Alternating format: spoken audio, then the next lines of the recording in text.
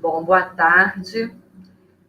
A gente vai começar a nossa atividade de hoje, né, que é o webinar Olhares e Experiências no enfrentamento à crise sanitária no contexto da pandemia, lições aprendidas. É uma atividade do grupo de pesquisa Saberes e Práticas em Saúde Coletiva, o SAPESC, que eu coordeno junto com a professora Mercedes Neto. É um grupo do programa de pós-graduação em enfermagem da UERJ, da Faculdade de Enfermagem. E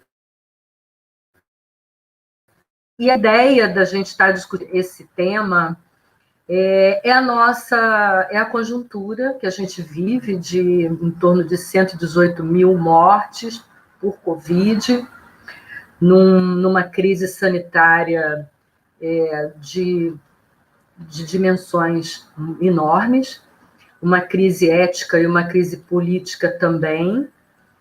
Então, a gente tem, de um lado, um número de mortes e de adoecimento muito grande, uma desigualdade social ainda maior, agravada com a pandemia, um descaso do governo federal. Mas, de outro lado,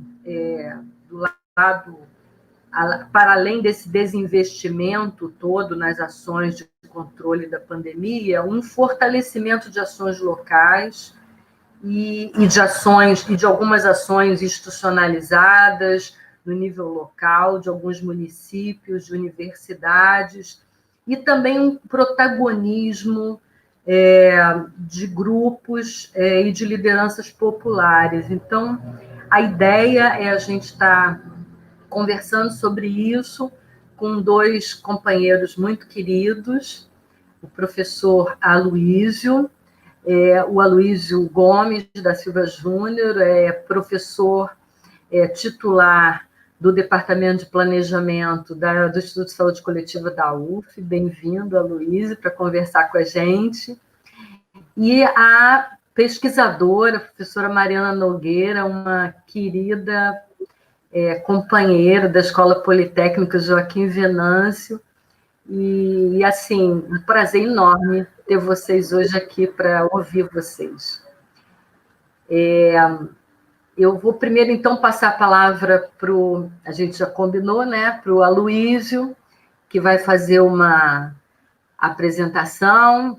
Eu não sei se vocês querem primeiro dar um alô, né, antes da gente começar. Sim. Primeiro, boa tarde a todos e a todas. Falar da minha alegria de estar aqui, que eu acho que a gente está vivendo um momento assim muito terrível da humanidade, e todo momento que a gente consegue se reunir, discutir e encontrar com as pessoas queridas, eu acho que é um momento de celebração, né? E também é um momento de mostrar o papel das universidades, dos institutos de pesquisa dentro desse país, né? De refletir a realidade, mostrar o que estão fazendo. Então, acho que é um momento de defesa das instituições públicas no Brasil. Então, eu agradeço muito a Faculdade de Enfermagem de ter convidado a gente e também saúdo nossos colegas lá do Politécnico, na figura da Mariana, que também tem muitos amigos lá e muito queridos. Obrigada, Luiz. Mariana? Bom, boa tarde a todas e a todos que estão nos assistindo. É um prazer estar aqui com vocês, mesmo que à distância, né? A gente esteja se encontrando nesse ambiente virtual, não deixa de ser um encontro, né? Então, nesse momento que eu considero que é um dos mais trágicos da história da classe trabalhadora, principalmente, que é quem tem sofrido dificuldades sociais, sanitárias, né? A gente sabe vivendo múltiplas formas de violência, inclusive no momento da pandemia, a gente poder se encontrar, estar com companheiras e companheiros que constroem uma universidade crítica, que constrói uma enfermagem e um cuidado em saúde que vai ao encontro das necessidades do povo, da população, eu acho que é sempre um alento, assim, é sempre um reconfortante estar em espaços como esse, porque eu me sinto próxima a vocês nesse momento. Então, agradecer demais a iniciativa do grupo de pesquisa, essa temática de olhares e experiências no enfrentamento à crise sanitária no contexto da pandemia, lições aprendidas, é extremamente importante, e eu espero que quem esteja assistindo a gente possa também participar, né, enviando perguntas, para a gente fazer essa roda bem dialógica, do jeito que a gente gosta. Então, um abraço para a Luísa, um abraço para a Sônia e para todos vocês. Show, obrigada, Mariana. E queria também, então, dizer, antes de passar para o Aloysio, que vai ser o nosso a primeira fala, dizer que a gente vai ter 2 debatedores que vão ajudar a gente a animar essa discussão, que é o professor Alex Simões de Mello, doutorando do Programa de Pós-Graduação da Faculdade de Enfermagem, professor da Faculdade do Departamento de Saúde Pública, e a Juliana Rosa Dias, doutoranda também do nosso programa. Então, eles vão entrar depois das apresentações para estar conversando com a gente. Então, vamos começar com a fala do Aloysio. A gente segue. Podemos? Bem, a ideia é um pouco... eu sou da UF, né? Trabalho em Niterói, e a ideia é um pouco a gente poder refletir sobre o que aconteceu na pandemia lá em Niterói, que diferenciou em termos de política. Eu ia pedir à Adriana que voltasse ao início da apresentação.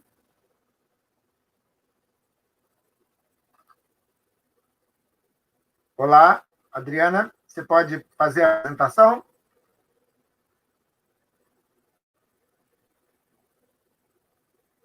Bem, eu vou seguir, então. Bem, é só para situar as pessoas, Niterói é uma cidade importante da região metropolitana do Rio de Janeiro, né, a chamada região metropolitana 2, e ela é sede da área do outro lado da Baía de Guanabara, como a gente brinca, né? Só que Niterói tem um destaque em termos de cidade, porque ela foi capital durante muitos anos, em 75 ela perdeu essa condição, mas manteve-se como um papel de polo cultural e polo comercial da região, e principalmente do interior do estado do Rio. Então, há um afluxo de pessoas muito grande a Niterói. Isso. E ela, nos últimos anos... que bom, a apresentação... Por exemplo, você pode passar o slide?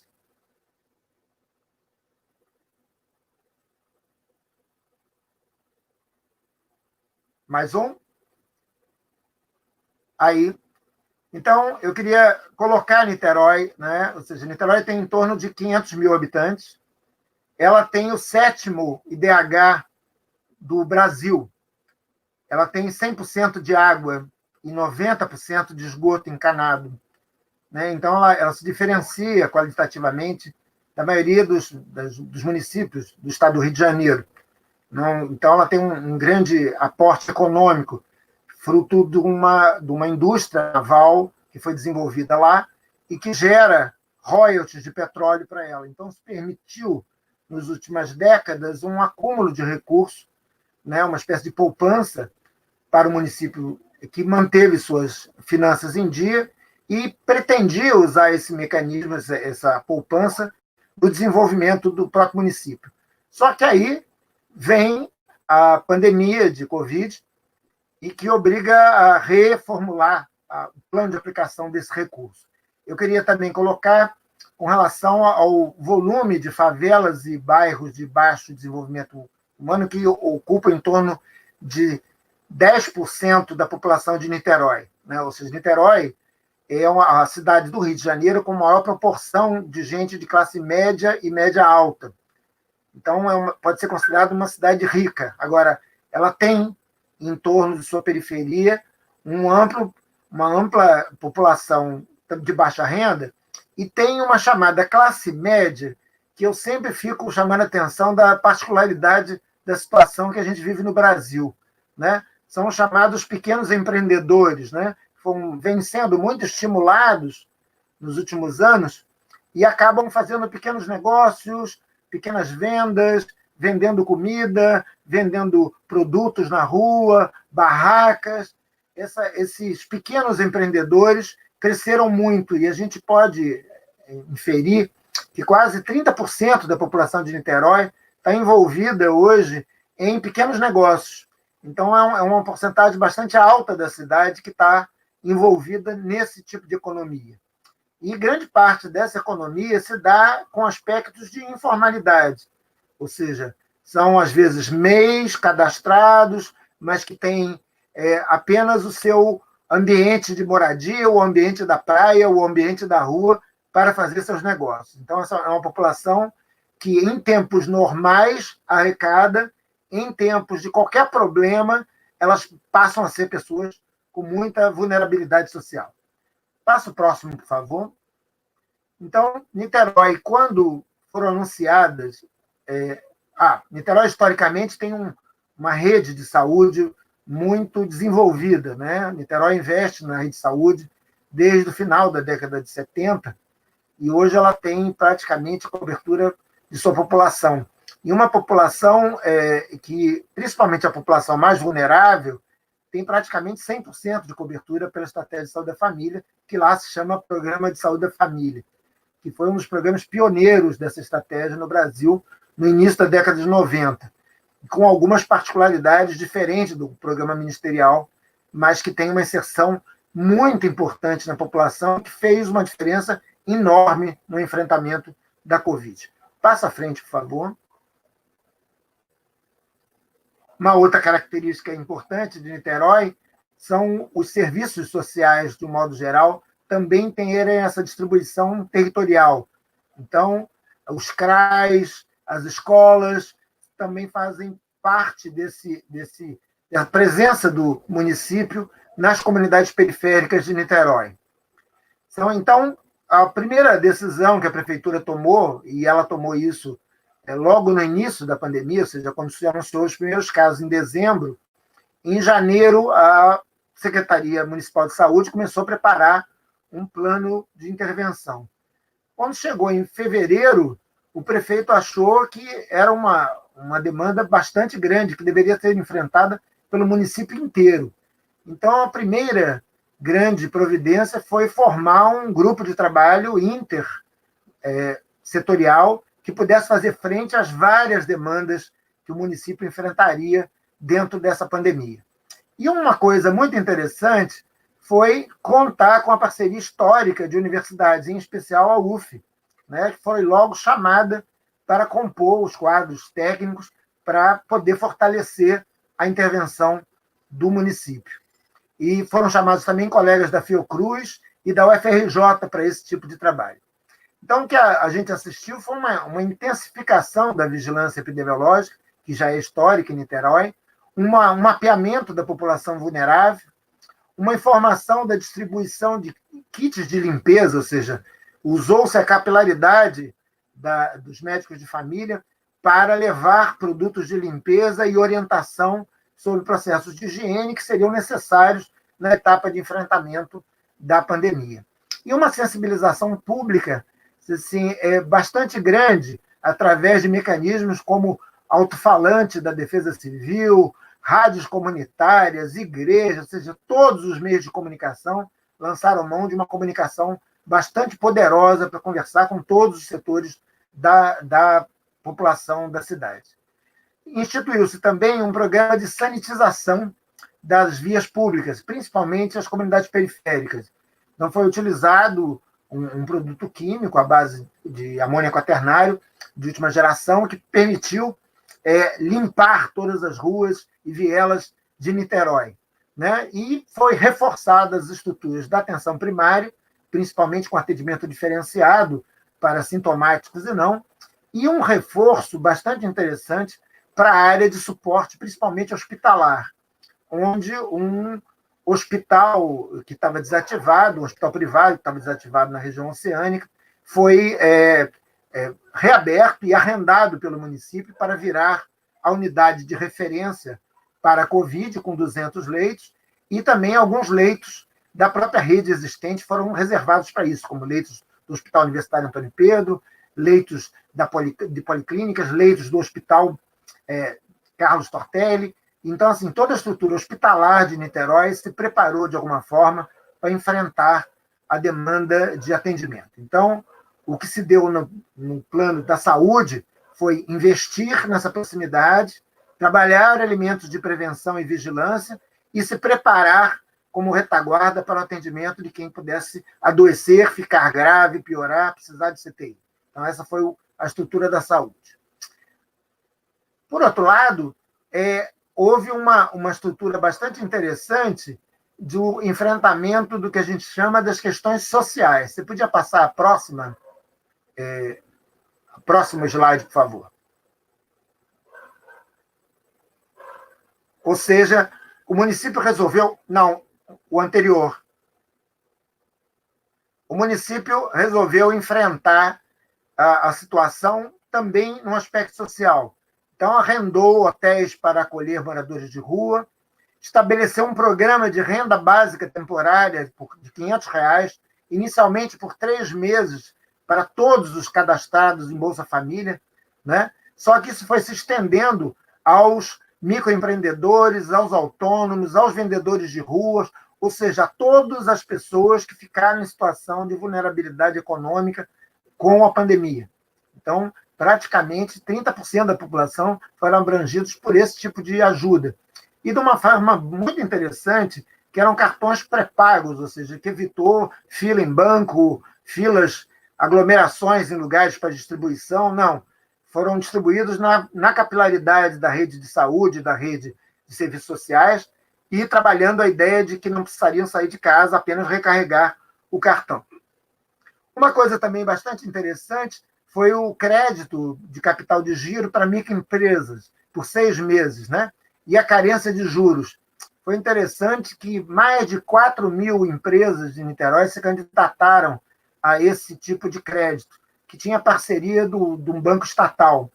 Só que, mesmo oferecendo o juro pago pelo município, a maioria das empresas não conseguiu contratar esse empréstimo pelas exigências bancárias. Então, isso mostra para a gente que o setor bancário teve um papel assim, muito dificultador no enfrentamento desse tipo de questão.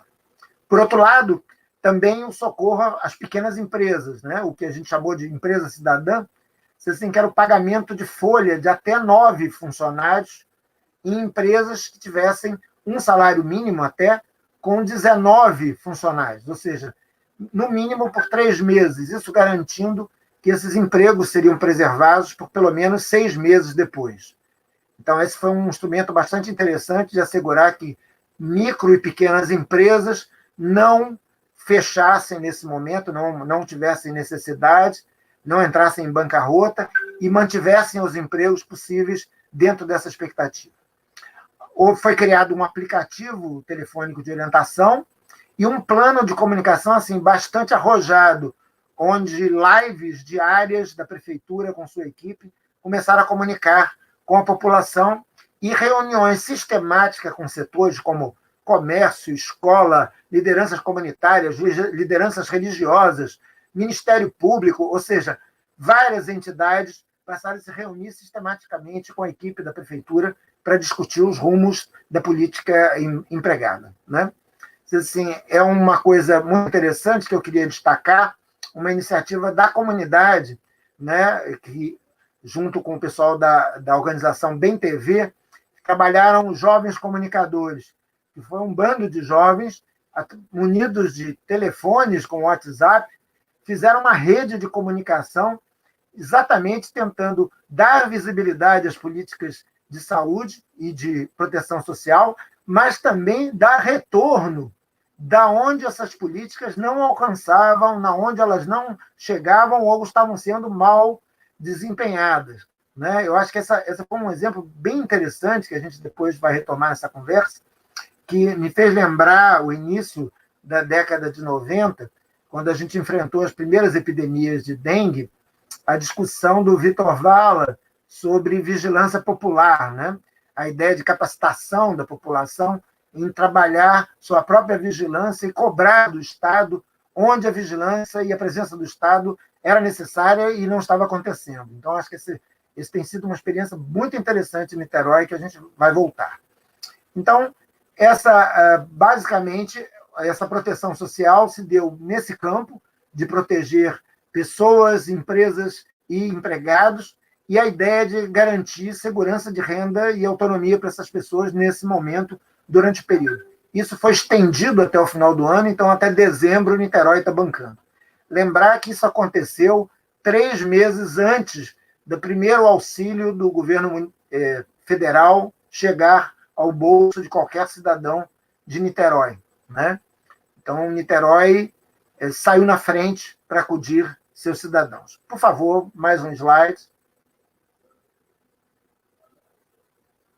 Então, o impacto, assim, para a gente ver, assim, a epidemia ela foi enorme em toda a região metropolitana. Niterói foi uma dos primeiros a se contaminar, mas se a gente comparar em volta dos outros municípios, Niterói manteve uma curva, mas graças às políticas de manutenção das pessoas em casa e de alguma forma, suporte para que essas pessoas ficassem em casa, a gente conseguiu uns índices bastante interessantes de isolamento social, que diferenciou a ocorrência na região metropolitana, em especial se comparado ao Rio de Janeiro. Passa o próximo slide, por favor. Então, se a gente verificar, por exemplo, o Rio de Janeiro, em termos de óbito, né? Aqui está Niterói em azul, os óbitos dos outros municípios começando, porque a ocorrência foi depois, e o Rio de Janeiro disparando em torno de óbitos, e Niterói com uma curva bem mais suave, achatando, né? Vamos à frente. Aqui um painel já com a ocorrência de casos e óbitos em Niterói, né? A gente pode... Niterói, nesse período que aumentou o número de incidência, foi exatamente onde começaram as políticas de proteção social e achatou essa curva e foi declinando paulatinamente. O mesmo aconteceu com o número de mortes, né, que caíram vertiginosamente. Ou seja, Niterói, proporcionalmente, tem um dos menores números de casos de óbitos da região metropolitana. Agora, algumas pessoas, às vezes, desavisadamente, olham o número de casos confirmados em Niterói e ficam um pouco assustado com a diferença com outros municípios em volta, municípios, inclusive, mais com populações maiores, né? Só que Niterói tem feito testagem em massa. E isso permite confirmação em maior escala, o que tem dado uma qualidade de dado melhor. Por isso, essa proporção tem sido bem considerável em Niterói, ou seja, de casos confirmados em relação a, por exemplo, casos que morrem, né? O que mostra um pouco do que aconteceu dentro dessa pandemia e as medidas que foram tomadas e o resultado que isso aconteceu. Por favor, você vai à frente.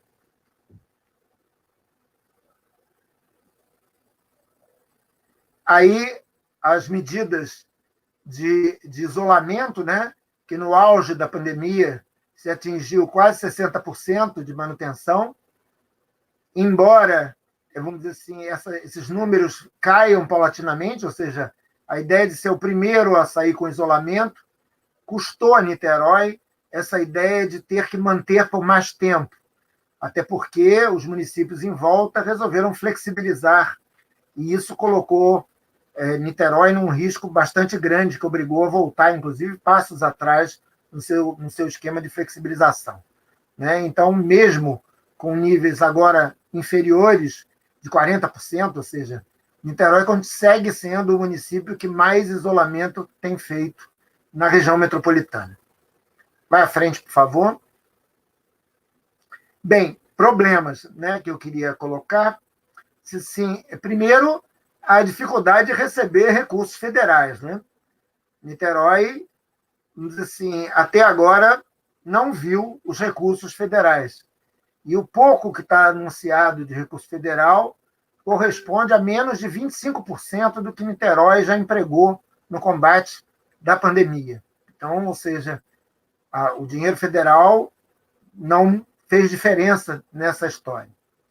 Uma dificuldade também operacional no nível estadual, né? A gente assistiu um Estado começando a tentar coordenar as ações dos municípios e se desfez essa iniciativa, né? Tornando a iniciativa dos municípios uma iniciativa cega, ou seja, coordenada por cada um por si.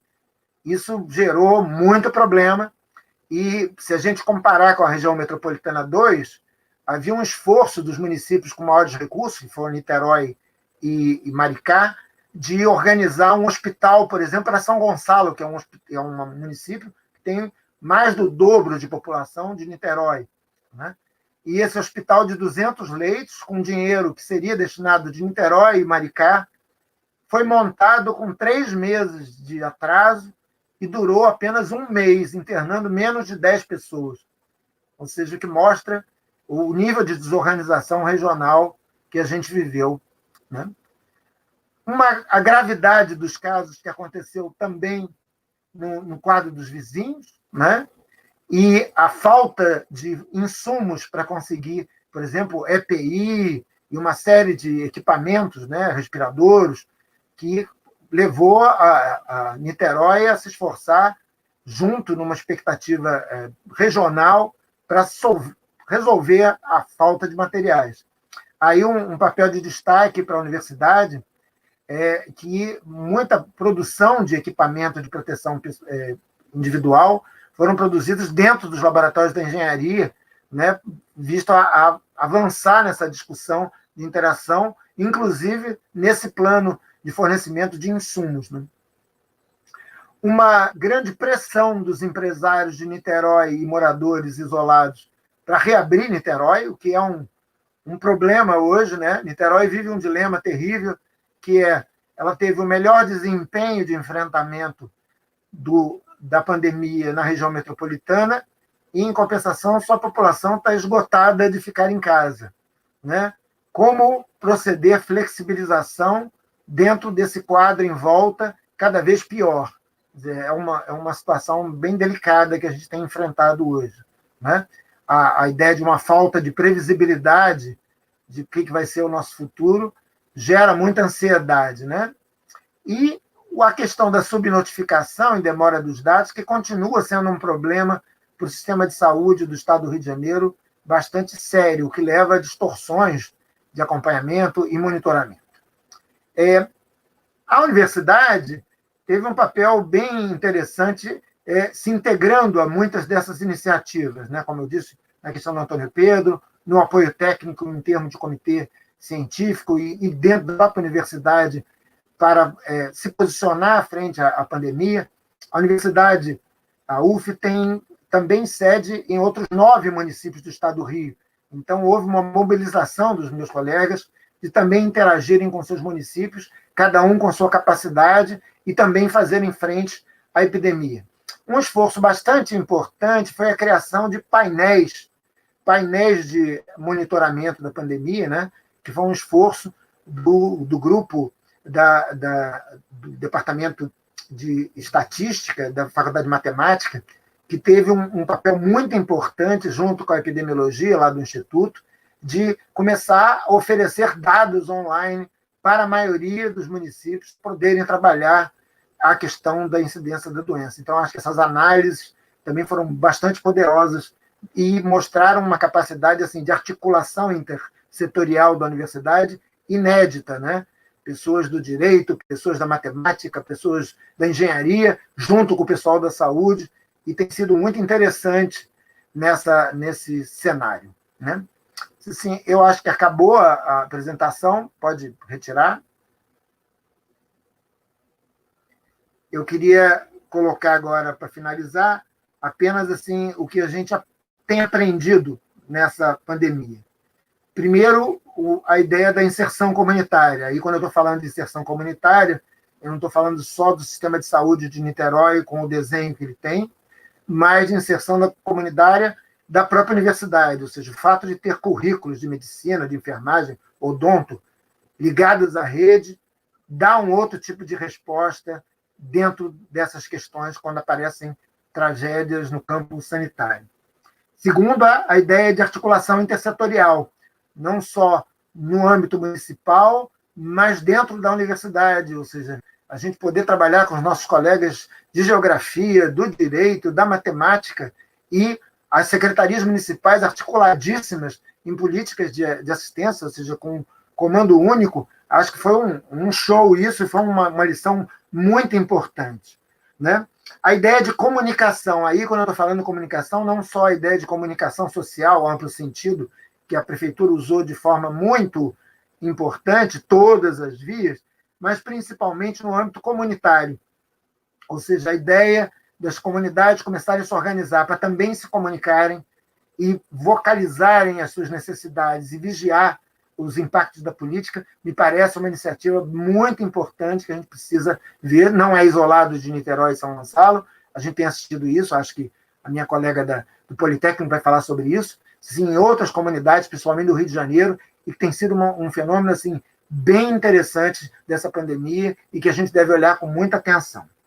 E porque isso manda a gente para um outro patamar da discussão de participação social e vigilância sobre as políticas, a necessidade do SUS presente, ou seja, toda uma discussão que estava um SUS desnecessário, que pode ser subfinanciado, que participação popular que nada, que proteção social que nada, que proteção aos trabalhadores que nada, começam agora a gritar como uma necessidade urgente de intervenção do Estado, discussão na sociedade, e uma revisão de uma série de medidas que tiraram direitos, tiraram recursos e instabilizaram as políticas de proteção social no Brasil nos últimos anos.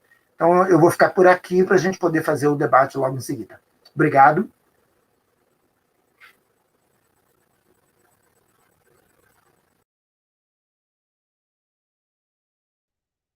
Já posso começar a falar? Achei que a Sônia ia fazer alguma apresentação. Posso falar, Sônia? Deixa eu ver aqui.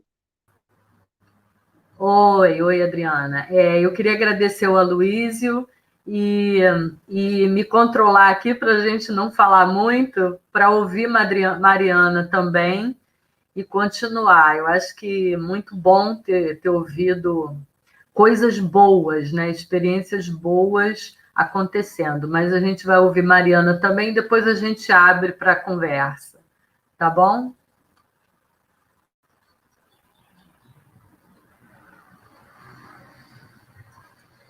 Ok.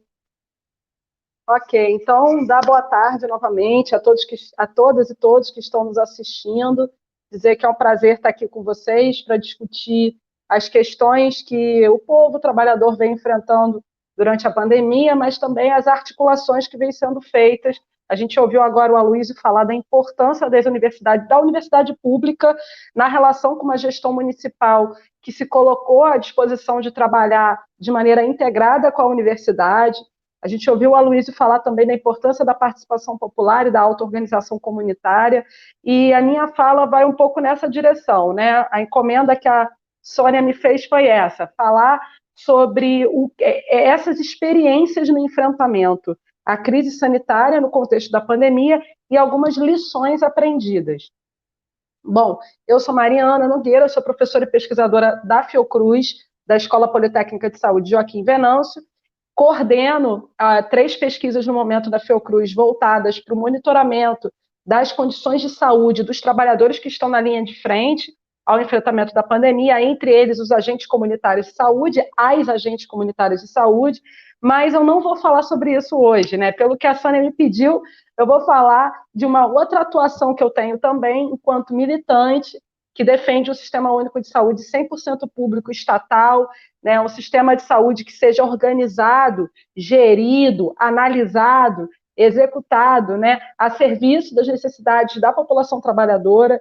Então, vou falar com vocês hoje, principalmente a partir das experiências que a gente vem tendo no Conselho Comunitário da Favela de Manguinhos, na Frente Ampla Suburbana, que eu faço parte também, e pensar também a partir da atuação da Frente Nacional contra a Privatização da Saúde.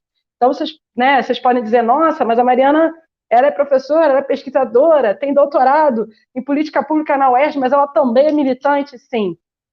Essa é uma das questões que eu considero sempre importante a gente começar assim, conversando, é lembrar que o Sistema Único de Saúde, ele, antes de ser uma legislação e ser fundado nas leis orgânicas, né, 8.142 e 8080, ele é produto de lutas sociais e populares organizadas por forças políticas que se opunham nas décadas de 70 e 80 ao regime ditatorial, militar, empresarial militar, que era hegemônico no país. Então, é um regime que seguia a partir de um Estado que era extremamente violento né, com a classe trabalhadora, mas e era violento de diversas formas, tanto no que se refere à opressão em relação à liberdade de participação, então, com professores sendo presos na década de 70 e 80, né, militantes sindicalistas e militantes comunistas sendo assassinados, estudantes de várias, enfim, várias áreas, incluindo da saúde, que sumiram, né, estudantes secundaristas do Colégio Pedro II. Por que eu estou retomando isso? Né? É para lembrar que, para se garantir o Sistema Único de Saúde como um sistema que constitucionalmente tem como seus princípios, que são muito caros, são muito importantes para todos nós, a universalidade, a participação social e a integralidade, houve muita luta. E essas lutas elas foram empreendidas para além dos debates que são instituídos no âmbito dos espaços organizativos, como, por exemplo, a Câmara dos Deputados, né? Para além dos espaços de financiamento, por exemplo, público de projetos de extensão, para além, ou seja, dos espaços que são instituídos e institucionalizados formalmente no modo como se organiza a sociedade, no modo, enfim, a partir dessa democracia cheia de limites que a gente vive no Brasil. Então, o Sistema Único de Saúde, e que a gente sabe que formalmente, ou seja, na sua garantia constitucional, ele é para todos, ele salva a vida de milhares e milhares de pessoas. E a gente tem algumas informações, alguns dados, que comprovam que pelo menos 175 milhões de brasileiros não têm planos privados de saúde, dependem exclusivamente do SUS. E o restante dos brasileiros, que somos mais de 200 milhões, né, se a gente botar mais de 20, 30 milhões de brasileiros, 20 e poucos milhões de brasileiros, que têm plano privado de saúde, também dependem do Sistema Único de Saúde.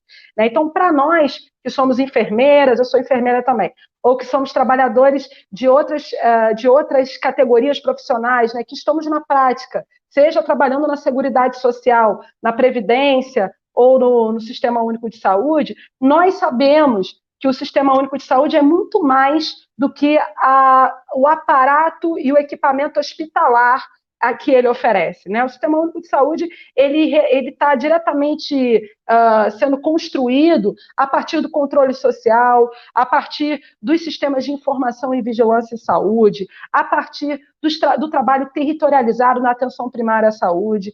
Né? Então, o Sistema Único de Saúde também está sendo produzido cotidianamente nas universidades, a partir da produção de conhecimento técnico e científico que vá ao encontro das necessidades de saúde da população. Então, o SUS, a gente pode começar lembrando, né, que ele é esse arcabouço, né, técnico, científico, prático e político, produto de lutas sociais.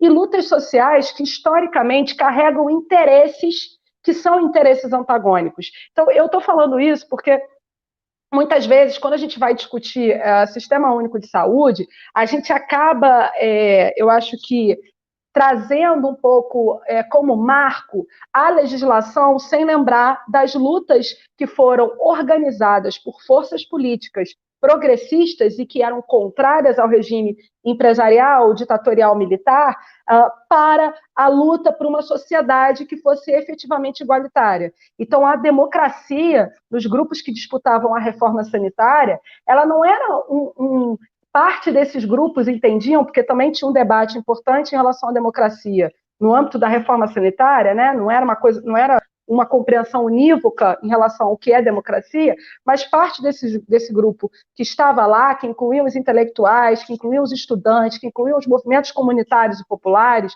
as comunidades eclesiais de base, entre outros, parte desses grupos, né, compreendiam que a democracia ela é fundamental para a garantia da participação, então da liberdade de participação, mas ela só é efetivamente garantida se ela vem acompanhada de uma igualdade de condições sociais e econômicas.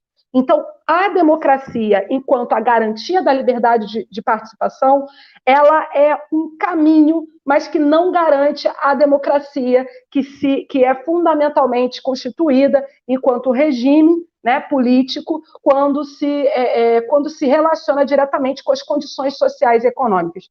Por que eu estou falando isso?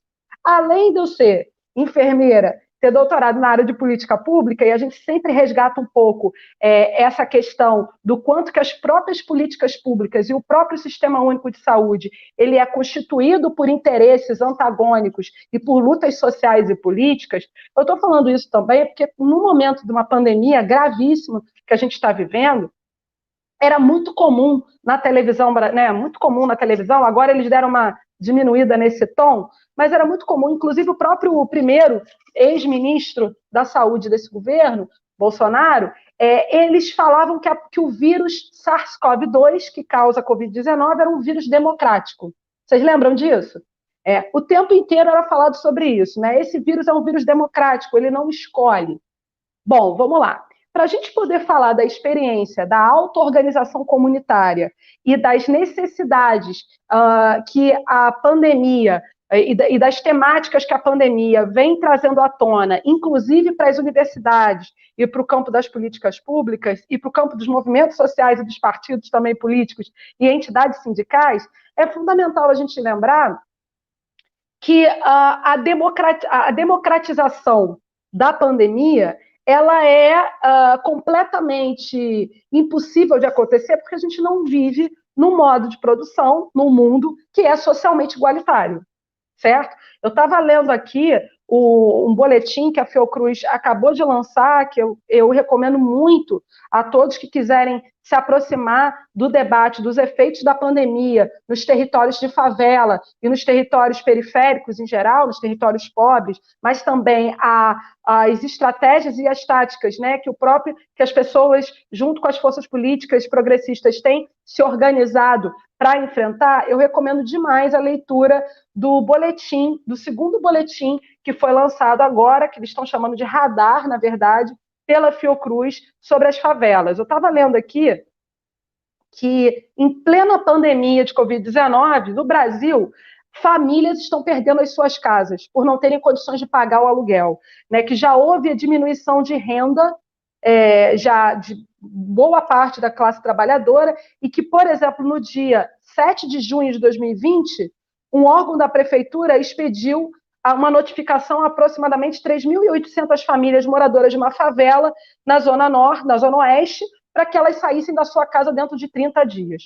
Ou seja, nós estamos vivendo um momento de pandemia que é extremamente violento, não pela letalidade do agente etiológico viral SARS-CoV-2, mas pela letalidade de um modo de produção extremamente desigual que impõe à maioria da população trabalhadora e brasileira, né, isso nos outros países também latino-americanos dependentes, na África, enfim, mas uma ampla maioria da população impõe condições precárias de vida, impõe condições extremamente difíceis e precárias de saneamento básico, impõe condições de trabalho cada vez mais sem a garantia de direitos, sem a garantia de seguridade social que no Brasil já está sendo desmontada, né, há muitos anos. Então, a gente poder falar de que nesse momento de pandemia, que a Sônia começou falando, mais de 100 mil mortos, né? A gente tem o Brasil e o estado do Rio de Janeiro, acho que isso é importante falar. O companheiro Aloysio falou sobre a experiência de Niterói. A Sônia não me pediu para falar sobre o Rio. Eu poderia falar sobre o Rio. No outro momento, a gente fala sobre a cidade do Rio de Janeiro, né? Mas, assim, o estado do Rio de Janeiro é o estado com a maior letalidade da Covid no Brasil. E no mundo é um dos maiores, o percentual de letalidade é um dos maiores no mundo. Por quê? Por que o estado do Rio de Janeiro tem essa letalidade tão alta? O vírus é o mesmo. O que não é o mesmo, na verdade, são as condições de vida da população trabalhadora, as condições de trabalho e também as próprias iniciativas governamentais, né, e dessas forças políticas que esses governos representam e que a classe trabalhadora não cedem em nada, só desmontam a Seguridade Social. Então, falar de que, por exemplo, a gente tem agora, no dia 23 de julho, o lançamento de uma campanha com movimentos sociais, com partidos progressistas, enfim, de esquerda, né, com diversas entidades, uma campanha, dia 23 de julho, foi lançada chamada Despejo Zero, pela vida no campo e na cidade. uma campanha que foi lançada nesse momento para parar os despejos que estão acontecendo. Mais de 2.000 famílias foram expulsas dos seus lares nesse momento de pandemia no Brasil. Então, o que a gente percebe é que o direito à moradia, que é garantido constitucionalmente, ele não é respeitado, assim como as condições de vida e de renda, de saneamento, que a gente, como trabalhador da saúde ou usuário do SUS, sabe que é determinante para se manter com saúde, que não é só uma questão de estilo de vida, é uma questão de determinações sociais e econômicas de vida. Falar sobre essas condições de que a garantia do direito à saúde, a garantia do direito à moradia, ela não é assegurada, porque a garantia da propriedade privada, seja ela enquanto uma moradia, ou seja ela enquanto um plano privado de saúde, ela é, vamos dizer, protegida por esses interesses que são antagônicos aos interesses populares, e por esses interesses daquelas forças políticas que hoje estão hegemônicas no governo, né? Então, assim, por que eu estou dizendo isso, então? Porque a gente parar para analisar que as iniciativas de auto-organização comunitária, ou seja, aquelas que não dependem das instituições e do aparato do Estado, oficialmente do Estado, elas são fundamentais e elas estão acontecendo. Eu vou falar um pouquinho da favela de Manguinhos, o que a gente está fazendo lá. Mas elas estão acontecendo e elas são essenciais para mostrar não só a força da organização popular, mas mais do que isso, os limites do Estado democrático de direito, que se apoia numa estrutura desigual social e econômica historicamente, porque se dá nesse modo de produção capitalista, é muito importante. Então, a minha intenção nessa fala, para além de valorizar a autoiniciativa de organização comunitária em diversas favelas, é falar de que é inaceitável que a gente permaneça defendendo uma democracia que não toca na necessidade de subversão de um sistema que se apoia na desigualdade social e econômica de uma ampla maioria, né, em benefício de uma pequena minoria. Então, é fundamental a gente falar isso, eu acho, romantizar essas iniciativas de auto-organização comunitária, mas valorizá-las, dizendo da importância da organização popular, não só na pressão do Estado, mas do questionamento desse Estado de classes que se organiza historicamente no mundo, né, na maior parte do mundo e também no Brasil, com traços escravagistas, com traços racistas, com traços homofóbicos, enfim, machistas, né, enfim, a gente tem uma série de traços, né, que são, na verdade, aspectos sociais e econômicos da formação social e da história do Brasil, que nesse momento da pandemia fica muito claro da gente demonstrar o quanto que é fundamental quebrá-los e enfrentar essas consequências, né? Lá em Manguinhos, na favela de Manguinhos, então, eu sou militante da Frente Nacional contra a Privatização da Saúde, da Frente Ampla Suburbana, e também do coletivo Nenhum Serviçal de Amenas, mas eu venho construindo mais organicamente o Conselho Comunitário da Favela de Manguinhos. Lá a gente se organiza por GTs, que são grupos de trabalho, e o grupo de trabalho que eu faço parte é o grupo de trabalho da saúde. Lá em Manguinhos, uma das primeiras coisas que a gente fez assim, foi identificar quais seriam os critérios quais seriam as principais vulnerabilidades no território no momento da pandemia e que nós precisaríamos nos articular enquanto trabalhadores e moradores da favela de Manguinhos, mas também precisaríamos ampliar os esforços para atender a essas vulnerabilidades. Bom, inicialmente, é claro, assim, a gente trabalha muito próximo à estratégia de saúde da família, e eu, particularmente, sou pesquisadora da área de atenção primária à saúde. A gente inicialmente conversou com os agentes comunitários de saúde da área para entender quais eram as principais vulnerabilidades do território. Os agentes comunitários de saúde, aí é importante a gente falar, quem tiver interesse também em fazer um debate sobre os impactos da pandemia nas condições de saúde, de vida, de trabalho dos agentes comunitários de saúde, a gente acabou de lançar um boletim que é produto de uma das pesquisas que eu estou coordenando lá na Fiocruz, junto com a professora Camila Borges, uma equipe de mais de 20 professores, enfim, da Fiocruz, de várias unidades, da Fiocruz Ceará também, do ICICT. Então, quem tiver interesse, procura lá no site da Fiocruz o boletim Condições de Saúde, monitoramento das condições de saúde dos agentes comunitários de saúde em tempos de Covid-19. Tá? A gente acabou de lançar os resultados, os primeiros resultados da pesquisa e está fazendo a segunda coleta. Mas as ACS, elas conversaram com a gente sobre as diferentes vulnerabilidades que pulsam no território e que são de uma complexidade, assim, que justamente afirmam essa indissociabilidade entre economia, política e saúde, né?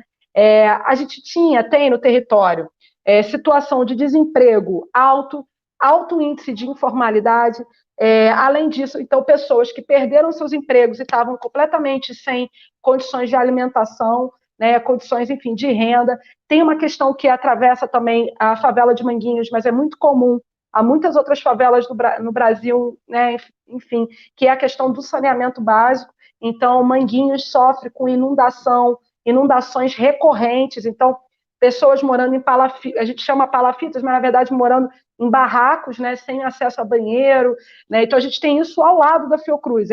A Fiocruz está na favela, apesar de às vezes algumas pessoas falarem, lá em Manguinhos, não é lá em Manguinhos, é aqui em Manguinhos, né? A Fiocruz ela é situada na favela de Manguinhos. E aí a gente se organizou, então, fazendo um levantamento dessas principais vulnerabilidades. Então, algumas a gente tem governabilidade para agir imediatamente, outras a gente não tem governabilidade, mas precisa pensar um plano de ação mais ampliado, envolvendo outros atores, até para, na relação com o próprio poder público, exigir essas melhorias. Mas em relação ao que a gente tinha governabilidade, a gente elencou principalmente famílias que tinham idosos ou crianças, né, e pessoas desempregadas. Também elencamos a questão da renda. Então, a partir daí, a gente fez uma planilha, e aí o pessoal do Conselho Comunitário de Manguinhos, né, foi organizando essa planilha e organizando, inclusive, o fluxo de quais doações seriam fundamentais a gente fazer naquele momento. Então, a gente se organizou, primeiro, para fazer um levantamento das principais vulnerabilidades do território na relação com as agentes comunitárias de saúde do território. Segundo, se organizou pensando quais os tipos de demandas a gente poderia atender, então estavam sobre a nossa governabilidade no que se refere à auto-organização comunitária naquele momento, e quais demandas a gente não conseguiria atender enquanto coletivo organizado, mas poderia tentar encaminhar. Em terceiro, a gente se organizou para pensar táticas de divulgação sobre a pandemia e que fossem produzidas no próprio território e junto a lideranças comunitárias, né? E aí entrou a rádio comunitária, entrou, enfim, os panfletos, né, que eram colados em alguns locais com maior circulação, né? Entrou, enfim, a gente se organizou também em relação à comunicação comunitária e se organizou em relação a quais materiais a gente precisaria prover para distribuir ali naquele lugar. Então, a gente conseguiu apoiar mais de 500 famílias, principalmente na distribuição de alimentos e também de produtos de limpeza. A gente, inicialmente, precisou também fazer uma arrecadação e uma produção de equipamentos de proteção individual, então de máscaras caseiras.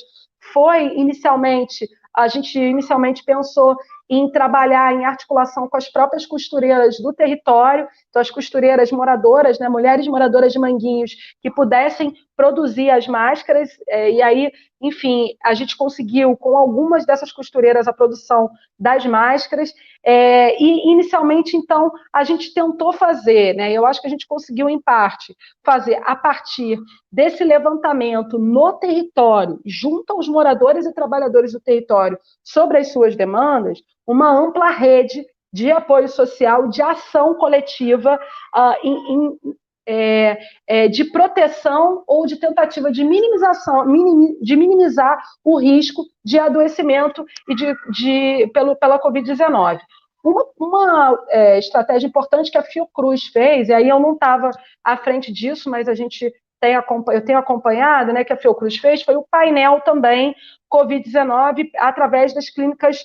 A gente tem um centro de saúde escola, né, que é o Centro de Saúde Germânio Sival Faria da ENSP, vinculado à Fiocruz, que tem equipes de saúde da família e tem agentes comunitários de saúde, que inclusive nos apoiaram pensando nessas estratégias, e a gente tem a clínica da família Vitor Vala, que fica situada mais, um pouco próximo, mais ou menos aos 600, 700 metros, mas no meio da favela, a Vitor Vala, que também tem estratégia de saúde da família. Então, eles construíram um painel. Logo depois, né, várias favelas construíram painéis, e é importante a gente lembrar da iniciativa de Paraisópolis e também do Complexo do Alemão, e a gente fez uma live que eu recomendo também para quem quiser ouvir sobre essa prática pulsante de resistência coletiva e popular que está acontecendo nos territórios. A gente organizou no Facebook do Conselho Comunitário da Favela de Manguinhos, aí vocês podem procurar aí, Conselho Comunitário de Manguinhos, uma live com vários dirigentes comunitários de favelas que criaram ou gabinetes de crise ou iniciativas como essas comunitárias. Essa live está disponível lá. E a companheira Renata Trajano, que é do Complexo da Favela do Alemão, né, ela contou com muita riqueza assim, nessa live como que o Alemão tem se organizado para apoiar as famílias que lá residem em relação a esse momento, que não é só um momento de avanço do novo coronavírus, mas é de aprofundamento da miséria e de intensificação das violências do Estado contra o povo pobre, que no Brasil é majoritariamente negro, e moradores da favela e de periferias do campo e da cidade. Né? Estou falando isso porque assim, a Renata, além de contar para a gente dessas iniciativas que foram, por exemplo, de eleger pessoas que são responsáveis por determinados territórios e que ficariam vigilantes ou atentas a companheiros moradores ou vizinhos com sinais e sintomas de Covid. Né? Então, essa parceria, que eu entendo que é fundamental, né, do trabalho de vigilância popular e comunitário, que, por exemplo, o pessoal do Complexo do Alemão está fazendo, né, e que, por exemplo, o Manguinhos começa a fazer, mas uma parceria na relação com a atenção primária, ela é fundamental para esse controle da pandemia, para minimizar os efeitos de uma pandemia quando atinge um país da periferia do capitalismo, um país capitalista dependente como o Brasil. Né? Eu queria falar sobre essas múltiplas formas de violência do Estado, porque a Renata, no dia da nossa live, ela estava extremamente abalada porque tinha acontecido uma incursão da Polícia Militar e um menino, um jovem de 17 anos que estava entregando uma cesta, foi baleado e morreu. Então, é fundamental a gente falar sobre isso, né? De que essa resistência popular e comunitária que tem produzido rastreamento de casos, acompanhamento de casos, inclusive informando em articulação com os agentes comunitários de saúde, com as equipes de saúde da família, informando contatos, né? Produzindo informações sobre a necessidade do isolamento social sempre que possível, trabalhando com a produção de comunicação, de medidas de prevenção, e de contágio da doença, que vem trabalhando com a perspectiva de vulnerabilidade que é para além das condições crônicas e pela idade, mas que se relaciona diretamente, por exemplo, com as condições de moradia, com as condições de vida das pessoas, principalmente das mulheres e das crianças, que vem enfrentando muito, né, uma intensificação da violência intrafamiliar nesse momento. Então, esse trabalho todo que vem sendo realizado pelos coletivos e em alguns territórios, pelos coletivos, com articulação com a estratégia de saúde da família, com as equipes de saúde da família, que aí vamos abrir uma nota de rodapé, que no caso do município do Rio de Janeiro, que ainda restam, porque a prefeitura do Marcelo Crivella demitiu 4 mil trabalhadores das equipes de saúde da família nos últimos 3 anos, fecha a nota de rodapé, depois a gente pode conversar sobre isso. Além dessas condições, as pessoas que estão organizando esses coletivos, e a gente lá em Manguinhos também, tem enfrentado ainda a violência do Estado no que se refere a essas forças policiais, né? E nesse confronto da criminalização do tráfico de drogas. Né? Então, é muito difícil, e aí por isso que eu acho que é fundamental a gente valorizar a importância da auto-organização comunitária, dizer que ela não é substituível por nenhuma estratégia institucionalizada de participação social. A gente está falando de participação popular na forma de auto-organização, né, como, por exemplo, em Cuba acontece, né, enfim, tem os comitês de bairro que ficam fazendo essa articulação com a estratégia de saúde da família. É fundamental a gente falar dessas dificuldades que, particularmente no Rio de Janeiro, as favelas vêm enfrentando, né? Ontem, no Morro de São Carlos, a gente teve tiroteio mais de 12 horas por dia. Eu estava aqui falando agora de manhã com as minhas ex-alunas, eu coordeno o curso técnico de agente comunitário há 11 anos lá na Fiocruz, eu estava falando com as minhas ex-alunas da turma de 2010, perguntando como é que elas estavam, e está todo mundo assim, com um índice de sofrimento emocional, né, extremamente elevado por conta não só do vírus, mas por conta principalmente dessas diferentes formas de violência do Estado, desse Estado que é um Estado de classes, né, que vem se manifestando nesse momento da pandemia. Então, dizer para vocês que eu acho que já acabou meu tempo, deixa eu ver aqui, que eu estou olhando no celular. Ah, sim, já acabou. Eu dizer para vocês que tem muitas iniciativas acontecendo, a gente está lá no Conselho Comunitário da Favela de Manguinhos fazendo acontecer essas iniciativas de auto-organização, dizer para vocês que uma das lições que a gente tem aprendido, que a gente tem compartilhado, é que é impossível separar economia de política e de saúde. É impossível separar a centralidade do trabalho na relação com a produção da saúde, né? Então, mesmo que se defenda a flexibilização do isolamento social, a gente precisa afirmar que a pandemia ela não é democrática, ela tem atingido majoritariamente a população trabalhadora e especificamente, particularmente, a população trabalhadora que é negra, que é parda, que mora nas favelas e nas periferias. Então, esse espaço aqui de debate de uma universidade pública, ela precisa, eu acho, que ser valorizado, justamente porque a gente está vivendo muitas formas de violência e uma delas é do desmonte do serviço público, né? E aí, como servidora pública federal, a gente precisa denunciar que o que está acontecendo, tanto na grande mídia, né, e a gente vem vendo, quanto nos próprios discursos desses que se dizem representar os interesses de todos, né, que estão no governo,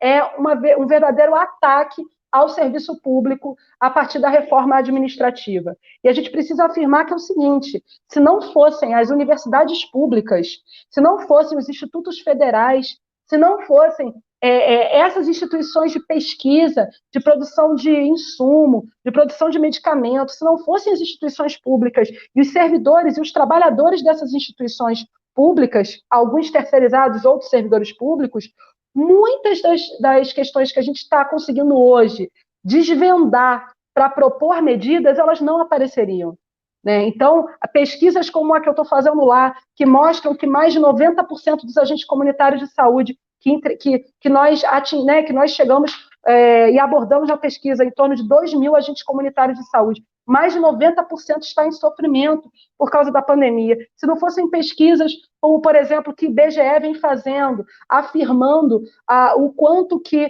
há uma diminuição dos recursos financeiros da população trabalhadora, se não fosse, por exemplo, o IPEA, que está participando de diversas pesquisas, apoiando o Conselho Nacional de Saúde, por exemplo, na denúncia de que há bilhões de reais parados no Ministério da Saúde que não foram executados para o enfrentamento da pandemia. A COFIN, que é, enfim, uma das comissões do Conselho Nacional de Saúde, lançou ontem um boletim falando sobre essa paralisação do orçamento do Ministério da Saúde, que não investe no enfrentamento da pandemia. Se não fossem essas instituições e esses trabalhadores, a situação seria ainda muito pior.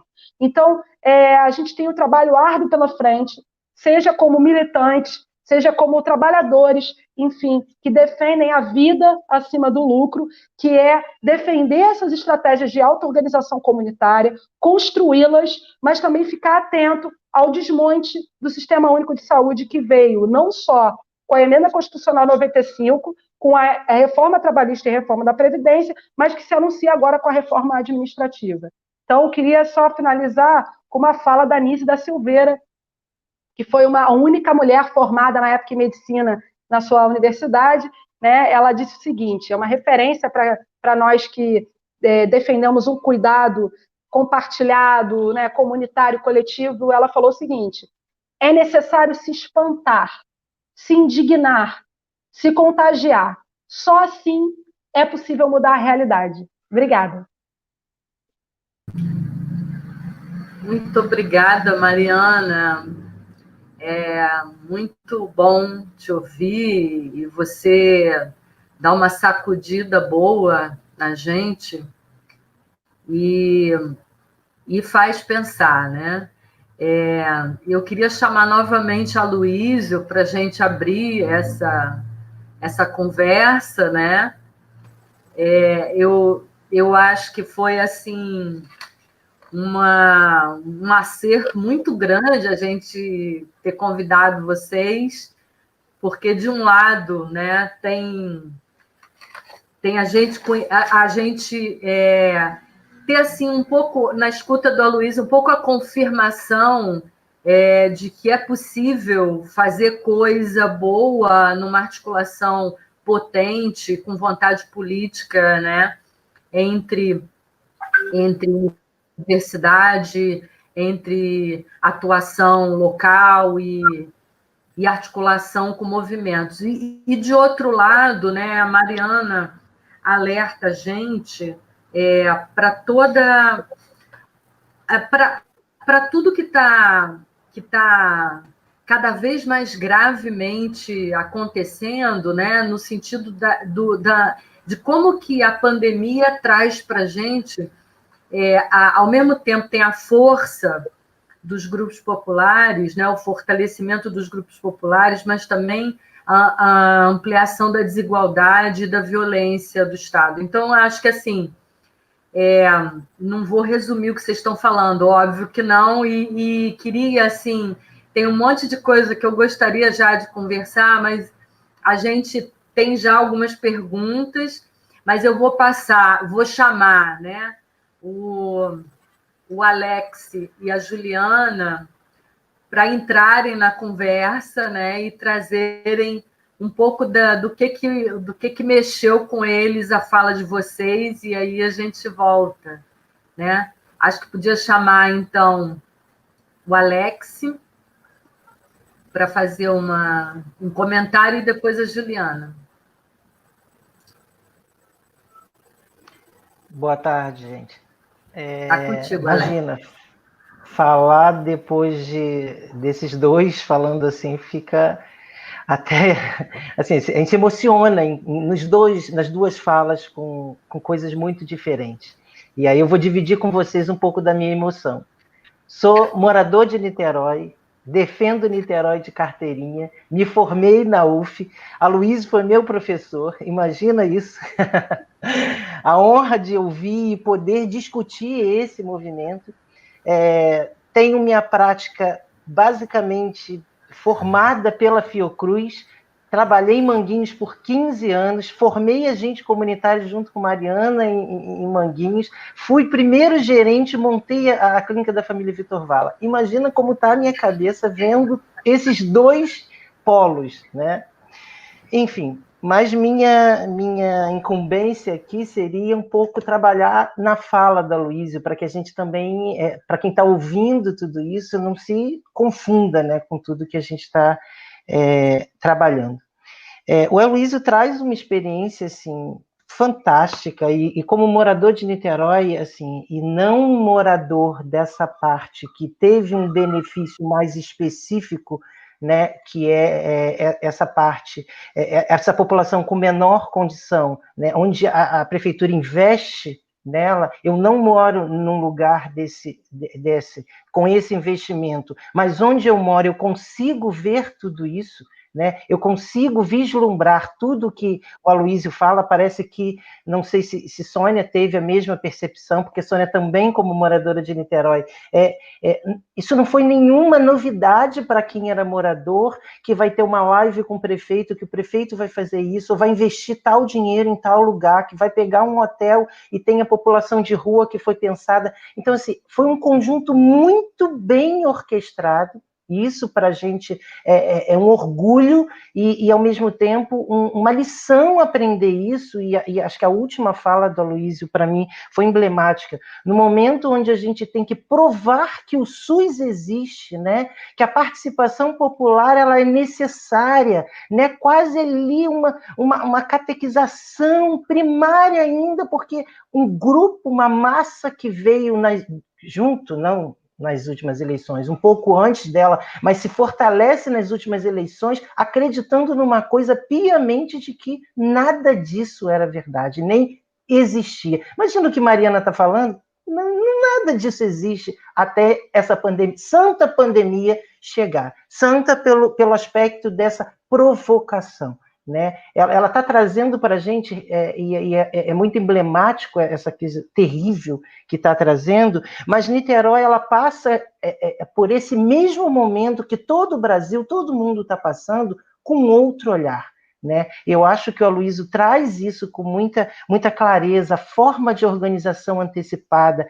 o pensamento articulado, o comando único, isso foi fundamental para Niterói, né? E são coisas que eu apontei, e aí, Sônia, eu não sei o meu tempo, eu sei que o meu tempo é bem curto, mas é muito emblemático colocar... Desculpa, não entendi. Uns 5 minutos, 10 minutos no total, tá? Tá, eu nem prestei atenção quando eu comecei, mas tudo bem. A ideia que o Aloysio traz, ele começa a alinhavar, e assim, parece que quando ele fala, ele traz aquela aula de saúde pública, aquele contexto que você vai aprendendo, e que um dia alguém que está fora desse município deve ter pensado, meu Deus, isso realmente aconteceu? Né? Pô, caramba, esse dado que ele traz, uma população rica dessa, né? 10% só de população com baixa renda, 100% de saneamento, como é isso, né? E quem mora aqui vive e vivencia isso, experimenta isso, e quando você vê essa virada que ele fala, né? Dessa população que começa a cair para lugares piores, né? E aquela população que tinha alguma fragilidade financeira, ela se amplia com a questão da informalidade no seu trabalho, e a prefeitura imediatamente vem e pega.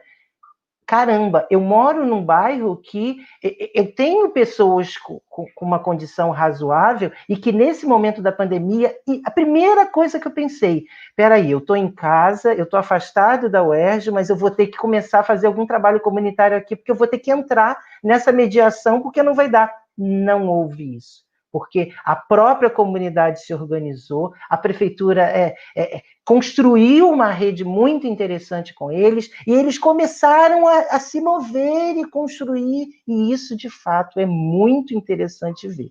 Agora, o que ele traz da sustentação e como aprendizado, né, ter a comunidade na rede, isso é fundamental. A UF faz um papel no município assim, impecável, de formação, inclusive, dentro da saúde. Eu fui formado por lá, eu sei o que era isso, e continuo vendo essa manifestação.